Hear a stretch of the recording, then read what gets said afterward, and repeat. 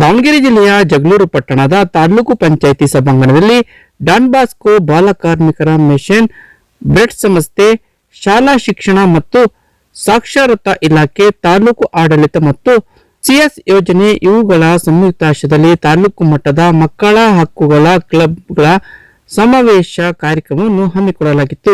ಇದೇ ವೇಳೆ ತಹಸೀಲ್ದಾರ್ ಸೈಯದ್ ಕಲೀಮುಲ್ಲಾನವರು ದೀಪ ಬೆಳಗಿಸುವ ಮೂಲಕ ಕಾರ್ಯಕ್ರಮದ ಉದ್ಘಾಟನೆಯನ್ನು ನೆರವೇರಿಸಿದರು.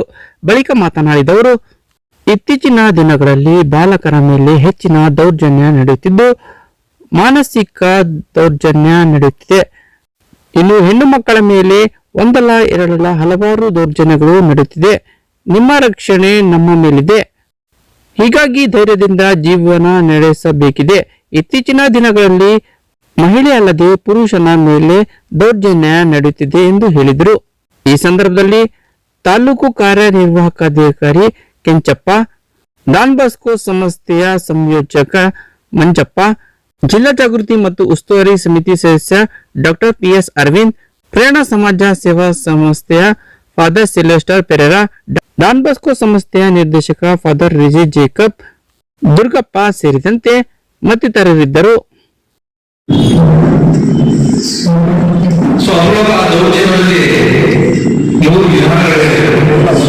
ಫಿಸಿಕಲ್ ದೌರ್ಜನ್ಯ,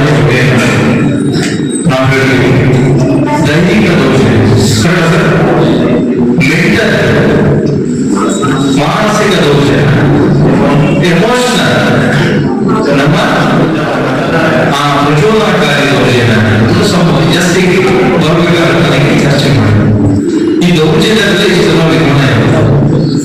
ಎಲ್ಲರಿಗೂ ಸಹ ಯಾರೇ ಏನಾದ್ರು ಆಗಿರ್ಬೋದು ಅಂದ್ರೆ ಫಸ್ಟ್ ನಾವು ಹೋಗೋದು ದೈಹಿಕ ದೌರ್ಜನ್ಯಗಳೇ ಜಾಸ್ತಿ ಲೋಕಾವಳಿಯಾಗಿ ಗೊತ್ತಿರುವಂತಹ ವಿಚಾರ. ಹೆಣ್ಣು ಮಕ್ಕಳ ಮೇಲೆ ನಾವು ದೌರ್ಜನ್ಯಗಳು ಸರ್ವೇ ಸಾಮಾನ್ಯ. ಎಂತೆಂತಹ ಪ್ರಸಂಗಗಳು, ಎಂತಹ ಸ್ಟೋರೀಸ್ಗಳು ಹೋಗಿ ಅಂತಂದ್ರೆ ಅದು ಕ್ಷಣಕ್ಕೆ ನಂಬೋಕೆ ಆಗೋದಿಲ್ಲ.